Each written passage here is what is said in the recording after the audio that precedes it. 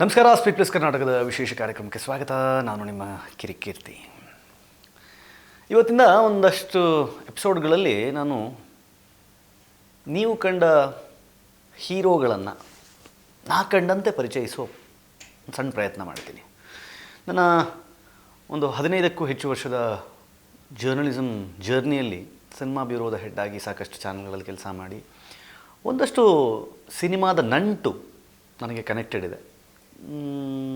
Reality ಶೋಗಳಲ್ಲಿ ಮತ್ತು social ಮೀಡಿಯಾದ ನನ್ನ ಬೇರೆ ಬೇರೆ ಕೆಲಸಗಳಿಂದಾಗಿ ನನಗೆ ಒಂದಷ್ಟು ಸಿನಿಮಾದ ಮಂದಿಯ ಪರಿಚಯವು ನನಗೆ ಹತ್ತಿರದಲ್ಲಿದೆ.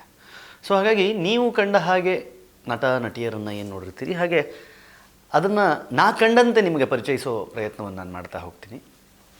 ಹಾಗೆ ಇವತ್ತಿನ ಮೊದಲ ಎಪಿಸೋಡ್ನಲ್ಲಿ ಇವತ್ತು ನಮ್ಮ ಜೊತೆಗಿಲ್ಲದ ಒಂದು ಅದ್ಭುತ ಜೀವ ಅಪ್ಪು ಸರ್ ಬಗ್ಗೆ ಒಂದಿಷ್ಟು ಮಾತಾಡೋಣ. ಪುನೀತ್ ರಾಜ್ಕುಮಾರ್ ಅದೊಂದು ಹೆಸರಲ್ಲ, ಈಗ ಅದೊಂದು ಶಕ್ತಿ. ಅದು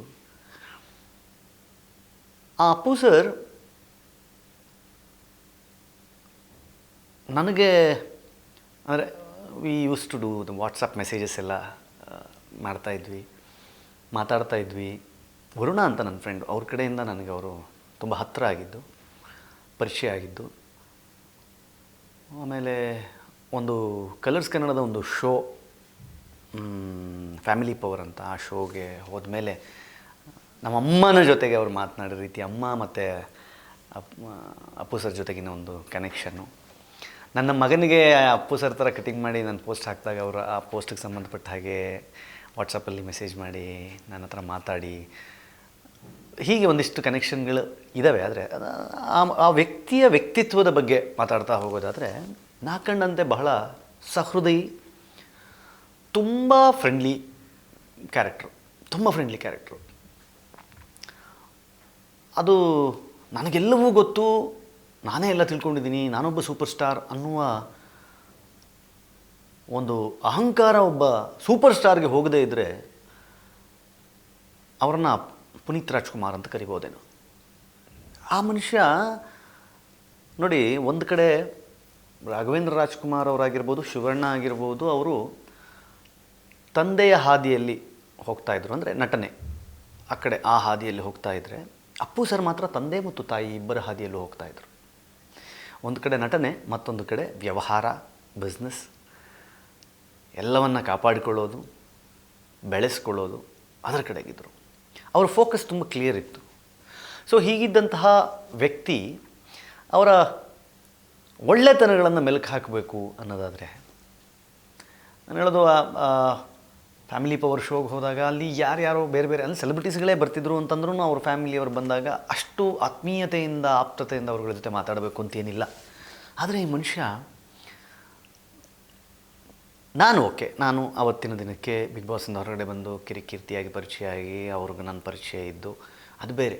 ಆದರೆ ನನ್ನ ಫ್ಯಾಮಿಲಿ ಮೆಂಬರ್ಸ್ಗಳ ಜೊತೆಗೆ ಸಹಿತ ಅಷ್ಟೇ ಪ್ರೀತಿಯಿಂದ, ಅಷ್ಟೇ ಆತ್ಮೀಯತೆಯಿಂದ, ಅಷ್ಟೇ ನಗನಗುತ್ತಾ, ಎಲ್ರಿಗೂ ಸೆಲ್ಫಿ ಕೊಟ್ಟುಕೊಂಡು, ಎಲ್ರಿಗೂ ಮಾತಾಡಿಸ್ಕೊಂಡು, ಮಗನನ್ನು ಮುದ್ದಾಗಿ ಮಾತಾಡಿಸ್ತಾ, ಐ ಫೀಲ್ ಏನು ಗುರು ಈ ಮನುಷ್ಯ ಸೂಪರ್ ಇರೋ. ಯಾರಿಗಾದ್ರೂ ಅನಿಸುತ್ತೆ. ನಮ್ಮಮ್ಮನಿಗೆ ಮನೆಗೆ ಬರ್ಬೇಕು ನೀವು ಒಂದ್ಸಲಿ, ನೀವು ನಮ್ಮ ಮನೆಗೆ ಬನ್ನಿ, ನಮ್ಮ ಮನೆಗೆ ಬಂದು ಊಟ ಮಾಡ್ಕೊಂಡು ಹೋಗ್ಬೇಕು ನೀವು. ನಮ್ಮಮ್ಮ ಯಾವಾಗಲೂ ಕೇಳೋರು, ಪುನೀತ್ ಅವ್ರು ಕರೆದಿಯಾರಲ್ಲ ಒಂದ್ಸಲಿ ಹೋಗೋಣ ಅಂತ. ಬಟ್ ನಮ್ಮಮ್ಮ ಮೊನ್ನೆನೋದನ್ನ ಹೇಳ್ತಾಯಿದ್ರು, ನಮ್ಮ ಮನೆ ಬರ್ದಲ್ಲ ಅದೊಂದು ಬರೀಲೇ ಇಲ್ಲ, ಆ ಮನುಷ್ಯ ಕರೆದ್ರೂ ನಾವು ಹೋಗಲಿಲ್ಲ ಅಂತ. ನಾನು ಹೇಳ್ತಾ ಇರೋದು, ಅವ್ರು ಕರೆಯೋದು ಇದೆಯಲ್ಲ, ಸುಮ್ಮನೆ ಕರೆಯೋದಲ್ಲ, ಅದೊಂಥರ ಆತ್ಮೀಯತೆಯಿಂದಲೇ ಬರಲೇಬೇಕು, ನೀವು ಮಿಸ್ ಮಾಡಬಾರ್ದು, ನಾನು ಹೇಳಿದ್ದೀನಿ ಮನೆಗೆ ಬರಬೇಕು ನೀವು, ಕೀರ್ತಿ ಕರ್ಕೊಂಬನ್ನಿ, ಮರಿಬೇಡಿ. ಆ ಆಪ್ತತೆ ಆ ಮನುಷ್ಯನಲ್ಲಿ ನನ್ನ ಪ್ರಕಾರ ಬೇರೆ ಯಾವ ಸ್ಟಾರ್ಗಳಲ್ಲೂ ಅಷ್ಟು ಸುಲಭಕ್ಕೆ ನೋಡೋದು ಕಷ್ಟ. ಇನ್ನೊಂದು ಇನ್ಸಿಡೆಂಟ್ ಹೇಳಬೇಕು ನಾನು ನಿಮಗೆ. ಇದನ್ನು ಹೇಳಿದ್ದೆ ನನ್ನ ಹಿಂದೆ, ಅಪ್ಪು ಸರ್ ಇದ್ದಾಗಲೇ ಫ್ಯಾಮಿಲಿ ಪವರ್ ಶೋಲ್ಲಿ ಹೇಳಿದ್ದೆ, ಮತ್ತೆ ಈಗ ಅಲ್ಲಿ ಮೆಲ್ಕು ಹಾಕಬೇಕು ಒಬ್ಬ ವ್ಯಕ್ತಿ ಹೇಗಿರಬಹುದು ಅಂತ.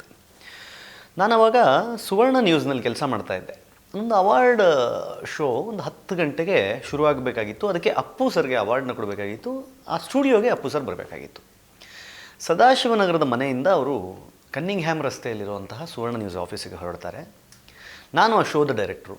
ನಾನು ಕಾಯ್ತಾ ಇದ್ದೀನಿ. ಆಲ್ಮೋಸ್ಟ್ 9:55 ತನಕ ಆಗಿದೆ ಸಮಯ. ಇನ್ನು 5 ನಿಮಿಷದಲ್ಲಿ ಶೋ ಲೈವ್ ಹೋಗಬೇಕು. ಇವರಿಲ್ಲ. ಫೋನ್ ಮಾಡ್ತಾಯಿದ್ದೀನಿ, ಟ್ರಾಫಿಕ್ಕಲ್ಲಿ ಸಿಕ್ಕಾಕೊಂಡಿದ್ದೀನಿ, ಬರ್ತಾಯಿದ್ದೀನಿ ಅಂತ ಹೇಳ್ತಾ ಇದ್ದಾರೆ. ಟ್ರಾಫಿಕ್ಕಲ್ಲಿ ಸಿಕ್ಕಾಕೊಂಡ್ರೆ ಬೆಂಗಳೂರಿನಲ್ಲಿ ಹೆಂಗೆ ರೀಚ್ ಆಗಕ್ಕೆ ಸಾಧ್ಯ, ಆ ಟೈಮಿಗೆ ಹೆಂಗೆ ಕ್ಯಾರಿ ಮಾಡಬೇಕು, ಆ್ಯಂಕರ್ ಎಷ್ಟೋ ತನಕ ಪುಷ್ ಮಾಡೋಕ್ಕೆ ಸಾಧ್ಯ, ಇದೆಲ್ಲ ತಲೆಯಲ್ಲಿ ಓಡ್ತಾ ಇದ್ದೀನಿ ನನಗೆ. ಮತ್ತು ನಾನೊಂದು 30 ಸೆಕೆಂಡ್ 1 ನಿಮಿಷಕ್ಕೆ ಫೋನ್ ಮಾಡ್ತಾಯಿದ್ದೀನಿ ಅವ್ರಿಗೆ. ಮತ್ತೆ ಫೋನ್ ಮಾಡಿದೆ 1 ನಿಮಿಷ ಬಿಟ್ಟು, ಸರ್ ಎಲ್ಲಿದ್ದೀರಿ ಸರ್? ಇಲ್ಲ ಇಲ್ಲಿ ರಾಜ್ಭವನ್ ಹತ್ರ ಸ್ಟಕ್ ಆಗಿಬಿಟ್ಟಿದ್ದೀವಿ ಕೀರ್ತಿ, ಬರ್ತಾಯಿದ್ದೀನಿ, ಒಂಚೂರು ಸಣ್ಣ ಗ್ಯಾಪ್ ಸಿಕ್ಕಿದ್ರು ನಾನು ಇಲ್ಲಿ ರೈಟ್ ತಿರುಗಿಸ್ಕೊಂಡು ಬಂದುಬಿಡ್ತೀನಿ ಅಂದರು. ಇಲ್ಲ ಸರ್ 10 ಗಂಟೆಗೆ ಲೈವ್ ಹೋಗಿಲ್ಲ ಅಂದರೆ ಪ್ರಾಬ್ಲಮ್ ಆಗಿಬಿಡುತ್ತೆ, ಪ್ರೊಮೋ ಹೊಡೆದ್ಬಿಟ್ಟಿದ್ದೀವಿ, ನೀವು ಬರ್ತೀರಾ ಅಂತ ಆಲ್ರೆಡಿ ಪಾಪಪ್ ಹೋಗ್ತಾ ಇದೆ, ಸೊ ಹಂಗಾಗಿ 10 ಗಂಟೆಗೆ ಹೋಗಲೇಬೇಕು ಶೋ. ಹೌದಾ ಸರಿ ಡೋಂಟ್ ವರಿ, ನಾನು 10 ಗಂಟೆ ಒಳಗೆ ನಿಮ್ಮ ಆಫೀಸ್ ಹತ್ರ ಇರ್ತೀನಿ ಅಂತಂದರು. ಫೋನ್ ಕಟ್ ಮಾಡಿದ್ರು. ನನಗೆ ಕೈ ಇಸ್ಕೊತಾ ಇದ್ದೀನಿ, ನಾನು ಕೈ ಇಸ್ಕೊತಾ ಇದ್ದೀನಿ. ಆಗ್ತಾಯಿದೆ ಟೈಮು 9:57 9:58 ಇನ್ನೇನು 9:59 ಆಗೋ ಅಷ್ಟರಲ್ಲಿ ಅಪ್ಪು ಸರ್ ನಡ್ಕೊಂಡು ಗೇಟ್ ಒಳಗಡೆ ಬರ್ತಾಯಿದ್ದಾರೆ.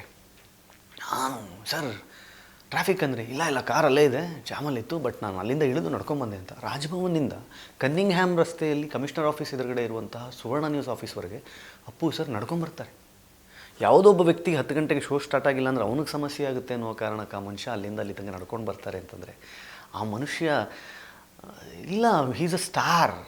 ಟ್ರಾಫಿಕ್ ಜಾಮ್ ಆಗಿದೆ ಅಂದರೆ ಇಟ್ಸ್ ಎ ಜೆನ್ಯೂನ್ ರೀಸನ್, ನಾನು ಹೇಳ್ಬೋದು, ಅವ್ರು ಹೇಳ್ಬೋದು ನನಗೆ, ಬಟ್ ಆ ಮನುಷ್ಯ ಅದನ್ನು ಮಾಡಲ್ಲ. ನಾನು ಯಾವುದೋ ಒಂದು ಪುಟ್ಟ ಸಿನಿಮಾ ಮಾಡ್ಕೊಂಡಿರ್ತೀನಿ, ಅವ್ರು ಅದನ್ನು ನೋಡ್ತಾರೆ ಕೂತ್ಕೊಂಡು, ಏನೋ ಮಾಡೋಣ ಇದಕ್ಕೆ, ಏನೋ ಪ್ಲ್ಯಾನ್ ಮಾಡೋಣ. ಯಾವುದಕ್ಕೂ ಆ ಮನುಷ್ಯ ಆಗಲ್ಲ, ಇಲ್ಲ, ನೋಡೋಣ, ಅಲ್ವೇ ಅಲ್ಲ, ಆಗುತ್ತೆ ಬಿಡು, ತಲೆ ಕೆಡಿಸ್ಕೊಬೇಡ. ಕೋವಿಡ್ ಇದ್ದಾಗ ಕೊರೋನಾ ಸಮಯದಲ್ಲಿ ನಾವು ಕೊಡೋಣ ಅಂತ ಒಂದು ಟೀಮ್ ಎಲ್ಲ ಮಾಡಿದ್ವಿ. ವರುಣ, ನಾನು ಸುಮಾರು ಜನ ಇದ್ವಿ ಅದರಲ್ಲಿ, ಬೇರೆಯವರು ಸೀರಿಯಲ್ ಸಂಬಂಧಪಟ್ಟವ್ರು ಒಂದಿಷ್ಟು ಜನ ಇದ್ದರು, ನಮ್ಮ ಸ್ನೇಹಿತರೆಲ್ಲ ಸುಮಾರು ಜನ ಇದ್ವಿ. ಆ ಸಮಯದಲ್ಲಿ ಒಂದಿನ ನಾನು ಯಾರೋ ಜೊತೇಲಿ ಬಂದಿದ್ದರು. ಯಾರೋ ಬಂದಾಗ ಅವ್ರ ಮನೆಯಲ್ಲ ಆಫೀಸಲ್ಲಿ PRK ಆಫೀಸ್ನಲ್ಲಿ ಕೂತ್ಕೊಂಡು ಮಾತಾಡ್ತಾ ಇದ್ವಿ. ಯಾವುದೋ ವಿಷಯಕ್ಕೆ ಸಂಬಂಧಪಟ್ಟಂಗೆ ಯಾರೋ ಒಬ್ಬ ವ್ಯಕ್ತಿ ಬರ್ತಾನೆ, ಲೈಟ್ ಬಾಯ್ಸಿಗೆ ಸಂಬಂಧಪಟ್ಟವರು ಏನೋ ಬಂದು ಹೇಳ್ತಾರೆ, ಸರ್ ಲೈಫ್ ತುಂಬ ಕಷ್ಟ ಆಗ್ತಾಯಿದೆ, ಊಟಕ್ಕೆ ಪರದಾಡ್ತಾ ಇದ್ದೀವಿ ಅನ್ನೋ ಅರ್ಥದಲ್ಲಿ ಮಾತಾಡಿದಾಗ ಆ ಮನುಷ್ಯ ಇಮಿಡಿಯೇಟ್ಲಿ ಎಷ್ಟು ಜನ ಇದ್ದೀರಿ, ಏನಿದ್ದೀರಿ, ಎಷ್ಟು ಬೇಕಾಗುತ್ತೆ, ಏನು ಬೇಕಾಗುತ್ತೆ ಅಂತ ಪಟ ಕೇಳಿ ಅವ್ರಿಗೇನೋ ಒಂದು ಸೆಟ್ಲ್ ಮಾಡಿ ಕಳಿಸ್ಬಿಡ್ತಾರೆ. ಅಲ್ಲಿಂದ ಏನು ಎಕ್ಸ್ಪೆಕ್ಟೇಷನ್ಸ್ ಇಲ್ಲದೆ, ಯಾವ ಪ್ರತಿಫಲಾಪೇಕ್ಷೆ ಇಲ್ಲದೆ ಆ ಮನುಷ್ಯ ಕೊಟ್ಟು ಕಳಿಸ್ಬಿಡ್ತಾರೆ.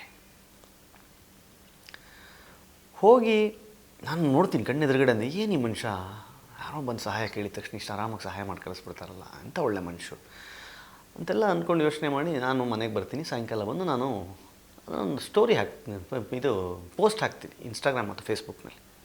ಇವತ್ತು ನಾನು ಹಿಂಗೆ ಆಯಿತು, ಹಿಂಗೆ ಬಂದರು, ಹಿಂಗೆ ಬಂದಾಗ ಹಿಂಗೆ ಅವರು ಸಹಾಯ ಮಾಡಿದ್ರು, ಯಾವುದಕ್ಕೂ ತಲೆ ಕೆಡಿಸ್ಕೊಳ್ಳಿಲ್ಲ, ದುಡ್ಡಿನ ಮುಖ ನೋಡಲಿಲ್ಲ, ಮನುಷ್ಯತ್ವಕ್ಕೆ ಬೆಲೆ ಕೊಟ್ಟು ಅವ್ರು ಹಿಂಗೆ ಮಾಡಿದ್ರು ಅಂತ ಹಾಕಿ ಒಂದು 20-25 ನಿಮಿಷಕ್ಕೆ ಫೋನ್ ಬರುತ್ತೆ ಅಪ್ಪು ಸರ್ದು. ಇಮಿಡಿಯೇಟ್ ಡಿಲೀಟ್ ಮಾಡೋದನ್ನ, ಕೀರ್ತಿ ಪ್ಲೀಸ್ ಡಿಲೀಟ್ ಮಾಡಿ ಅಂತ ನಾನು ಹೇಳ್ತೀನಿ. ಸರ್ ಇರಲಿ ಬಿಡಿ ಸರ್, ಮಾಡಿದ್ದು ಜಗತ್ತಿಗೆ ಗೊತ್ತಾಗಲಿ ಅಂತಲ್ಲ, ಯಾರೋ ನನ್ನನ್ನು ಬೇಷ್ ಅನ್ಬೇಕು ಅಂತಲ್ಲ, ಅದು ನನಗೆ ಅನಿಸಿತ್ತು, ನಾನು ಮಾಡಿದ್ದೀನಿ ಅಷ್ಟೇ.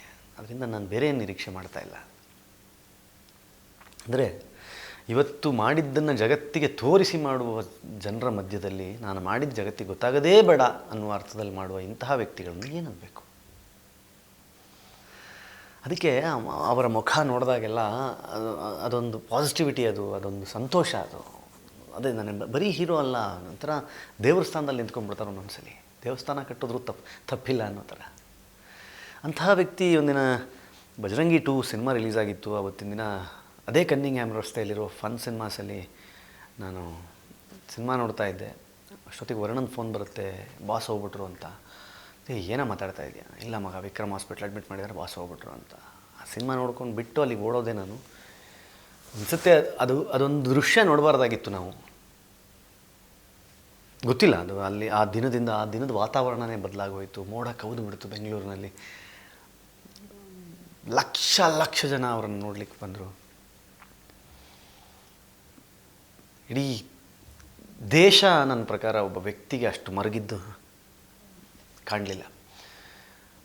ಅಂತಹ ಒಂದು ವ್ಯಕ್ತಿ, ಅಂತಹ ಒಂದು ವ್ಯಕ್ತಿತ್ವ ಅವ್ರು ಇರಲಿ ಇಲ್ಲದೇ ಇರಲಿ, ಇವತ್ತೂ ಸಹಿತ ಅವ್ರು ಏನೇನು ಮಾಡಬೇಕಿತ್ತು ಅದನ್ನೆಲ್ಲವನ್ನು ಮಾಡಿ ಹೋಗಿದ್ದಾರೆ. ರಾಘಣ್ಣ ಯಾವಾಗಲೂ ಹೇಳ್ತಿರ್ತಾರೆ, ಇಲ್ಲ ಕೀರ್ತಿ, ಆ ಮನುಷ್ಯನಿಗೆ ಅಪ್ಪಾಜಿಗೆ ಏನೇನು ಸಿಕ್ಕಬೇಕೋ ಅದೆಲ್ಲ ಈ ವಯಸ್ಸಲ್ಲೇ ಸಿಕ್ಬಿಟ್ಟಿತ್ತು. ಅಪ್ಪಾಜಿನೂ ಹೋಗೋಕ್ಕೆ ಮುಂಚೆ ಕಾಡಿಗೆ ಹೋಗಿದ್ರು. ಇವನು ಸಿನಿಮಾ ಗಂಧದ ಗುಡಿಗೋಸ್ಕರ ಕಾಡಲ್ಲಿದ್ದ ಸ್ವಲ್ಪ ದಿನ.